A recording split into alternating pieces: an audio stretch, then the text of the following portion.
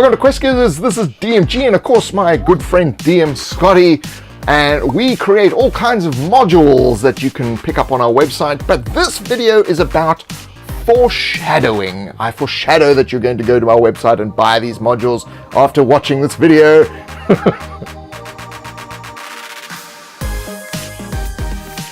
If you're looking for adventure, excitement, thrills, and a dice-rolling good time, sit back and enjoy the next few minutes with Quest Givers DM Scotty and DMG. They're taking you on an epic journey through the role-playing experience every Friday. Learn the ways of the Game Master, the Dungeon Master, and delve into the minds of the players. Grab the modules each month to support the channel and play the campaign with your gaming group. You're sure to get hooked on adventure. You can sign up to the email list on our website, questgivers.com. But of course, you know, I love to talk about the way that we play games and the things that we do, and I'm a foreshadowing guy. If you've read our modules, there's a lot of foreshadowing in there. It's like piled this high. Everything. Like some people said, oh, you know, I'd like to know what's important and what's not important. It's like everything's important. But some people will say, well, if everything's important, then nothing's important. Well, everything's important. Foreshadowing, what is it, Scotty? And sort of how do you know when you should use it? And it's kind of, foreshadowing at the basis is just kind of an indication of future events, right? You want to, it's always fun in a game to do the foreshadowing, like have things happen that will kind of give your players clues to things that are going to happen in the story, because it just makes it more interesting that the players have some interaction with that, and when they recognize it in the story, like when things start to happen, they kind of recognize, wait a minute, didn't we hear, you know, when was something back a few adventures back where we were kind of warned about this, or where they were talking about this kind of thing. So we have a lot of foreshadowing, like Gareth says, in our modules, and you know, those players who do kind of what I call due diligence, where they learn things about the society. There's temples and libraries. You can go read up on stuff. You're going to get great information, you know, which is pretty much foreshadowing about things that are going to happen in the world. So and you can have that aha moment when you discover it in the game. So I love seeing players, the faces on players when they you know, they discover this stuff. You know, they discover that, oh, we know something about this, or oh, wait a minute. Yeah. My best one, in my personal gaming group, which used to be with my housemates, it took 10 years for the payoff. So we did this thing, and then 10 years later, the payoff came, and there was just like the look on their faces. They just sat there for like 5 minutes going, holy crap. And it's like, you know, to hold that back for 10 years, or basically for that specific payoff, it's like, you know, that's like you're a monk of doing foreshadowing. But that really, that is master level hold back. But really what that is you need to know where you're going so that you can actually give this information. So you need to know how your campaign is going to run. So have a look at our How to Run a Successful RPG Campaign little booklet on our website. It's a PDF. That gives you the sort of structure that we use to create all our modules and each of the actual modules, create the whole campaign and each of the modules. So that gives you an idea of the structure. And, you know, that once you know where you're going, then you can do these kind of things. But don't be super specific. You've got to be less specific, because if they don't go down a certain route, the more abstract thing can kind of, it's like, you know, Nostradamus's predictions. They're never like, on this day this thing will happen to this person. No, it's kind of like, when the sky is full and the pigeons have roosted, you know, then, you know, something shall fall from the sky. There's a lot of different things that could be. So be more abstract than specific when you're actually using foreshadowing, unless you know that your characters very well and you know that they're going to go to a certain place at a certain time, then you can kind of feed that in. But it's quite dangerous to do that, especially if they don't do that. So it's more about sort of, as you said, clues, subtle warnings. I've heard there's a big monster up on the island. It can also be a kind of a short-term thing too. It doesn't have to be for the long game. Maybe a lot of games have rumors, right? And we have that kind of stuff in our game and our modules too. So a rumor could maybe warn you of something that could be very dangerous, right? Like maybe there's the super duper bandersnatch, whatever in the thicket, and it's level 20 and it's gonna murder you if you go in there. Well, it's like, when we'll want to wait till we go in there, you know what I'm saying? Or another good foreshadowing can be to see like maybe the villain just murderize, like people that should not be easy to kill, and they're like, oh, okay, maybe we'll put that off for a little while, get a few levels and some experience before we try to get that guy. So that can be very effective, when you see that kind of thing happen, and so yeah, foreshadowing can be used that way too. One of the ones I love to use is show it happening to someone else. So we've done this in our modules where we show certain things happening. Now, it doesn't mean that character is going to do that later on, but the idea of that actually happening will happen later on. So we're showing things that are going to happen 7, 8, 9 modules down the road, in actions of characters and in events that play out. So we're actually building that into the story. So although it's a surprise when it does happen, your mind is being primed for what's coming in the future. So a very good example that's in our modules from the very beginning is the wizard weed. I love this. Right? This is great. So wizard weed is kind of this addictive drug that actually can empower wizards or magic users, right? So you might be, oh, what's the harm, just, take a little bit of this drug and I'm, not gonna be a problem. It's gonna enhance my spells, right? Well, it goes from kind of being a funny little thing to, oh crap, because you start to see in the adventures the results of the extended use of the wizard weed, and it's super addictive and hard to get off of. So if your players just start using it, and then they realize, oh crap, this could happen to me down the line, which is pretty horrible. It goes from being a kind of a comedic element to like just a horror element, like dread, like you're building kind of dread, like, oh no, I got to get off this. And, maybe you're trying to get off. It's like, oh, the GM's like, oh, you got to roll for it. You're having the shakes, or you need the wizard weed or whatever. So I think that's a really fun element of kind of the foreshadowing in our modules. And, like Gareth said, with the building guide that he's talking about, we totally made this adventure out. We decided the whole, the skeleton of the adventure from start to end, and that way you can add that kind of foreshadowing into the game. If you don't know where you're going, how do you use this? How would you use foreshadowing? But if you know where you're going, it's a great tool.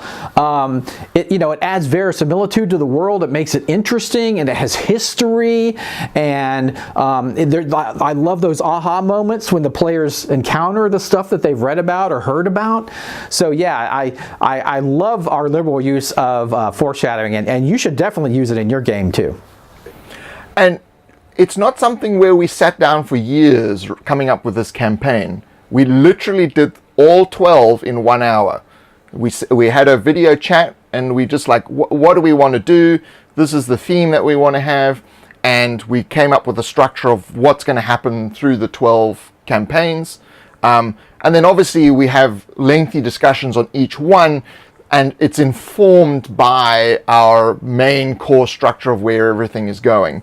So it's not something where you have to labor over it for an intense amount of time, but you do need to actually have some kind of, you need to know where you're going. That's the key sort of takeaway from this video. You need to know where you're going, and then you can kind of hint at what's going to happen. But I also, one of the things that I do is use the names of things as a foreshadowing. You know, it's like the sword of doom. You know, gee, I wonder what's going to happen when we use this thing.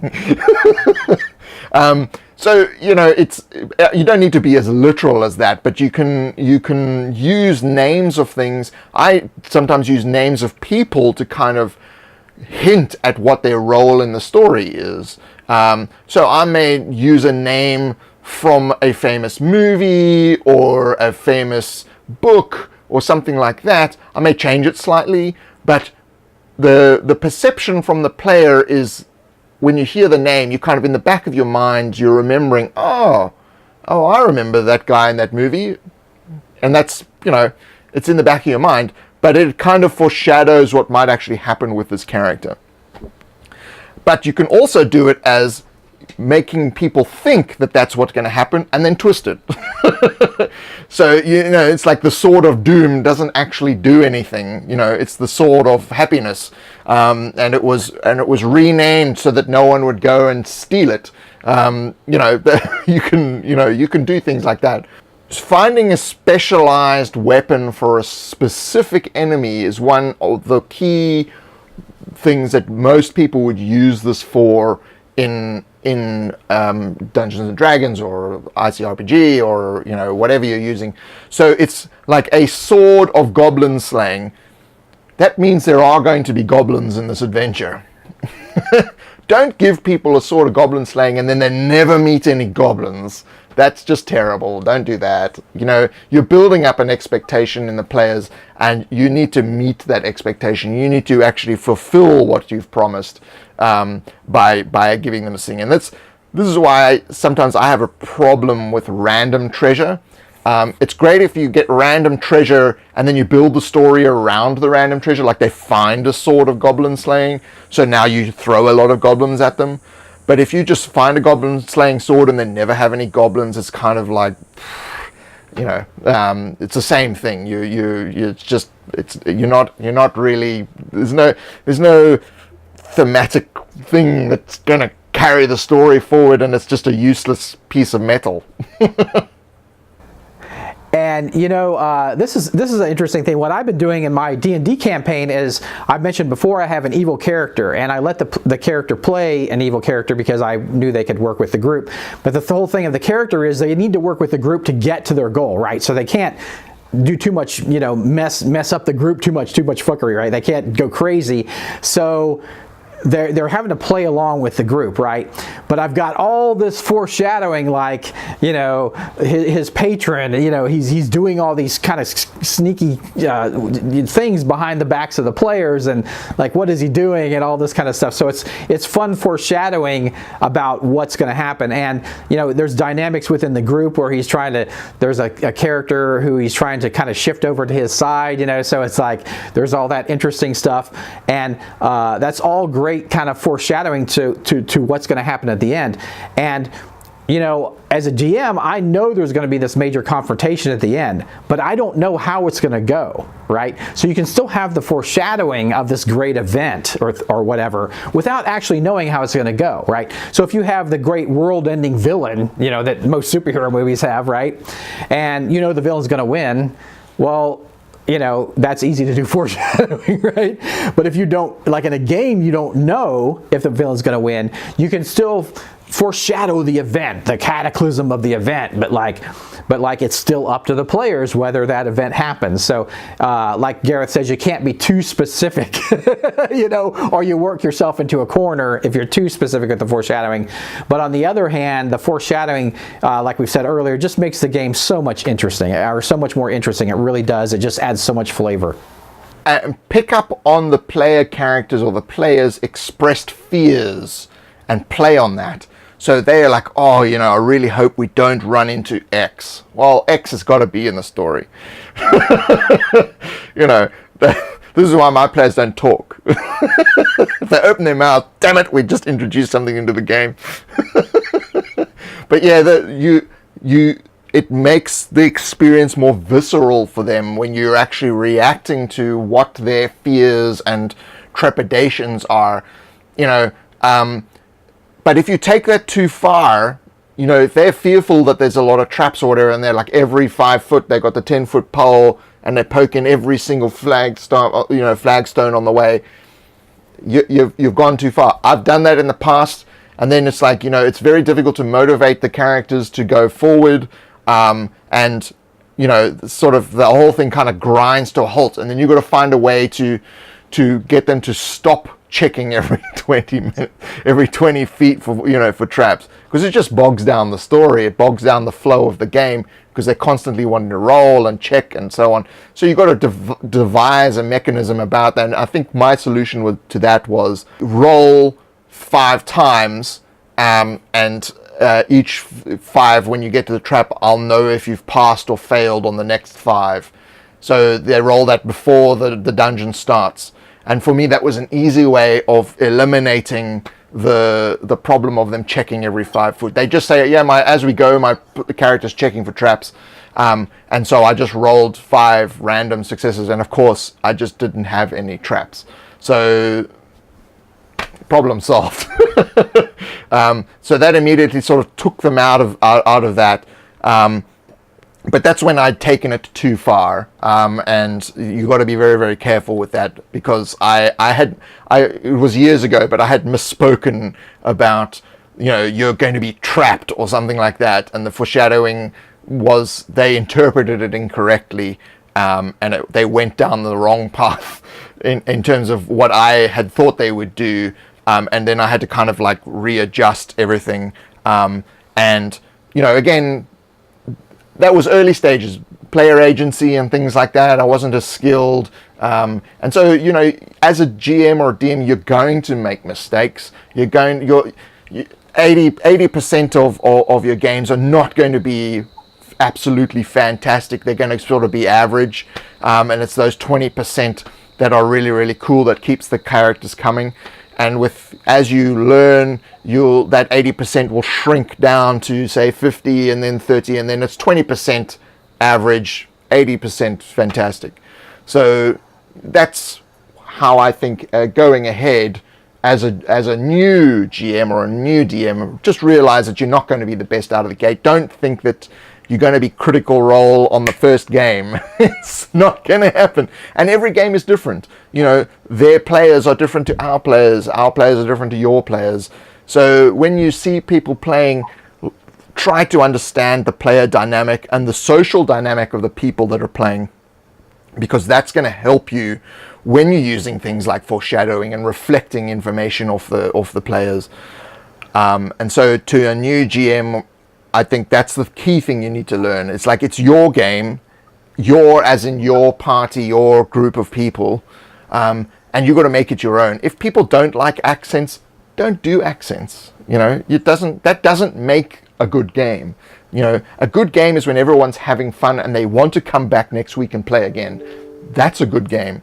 It's, you know, when you watch other people's games, it doesn't mean that because they're having fun, that's going to be fun for the people that you play with. Everyone is different, so it's always a learning experience. And the more you do it, and the more people you play with, the easier it becomes to quickly identify what people like to do. And I've found that because I play with a lot of new players, especially when playing my system. They've never played my system before.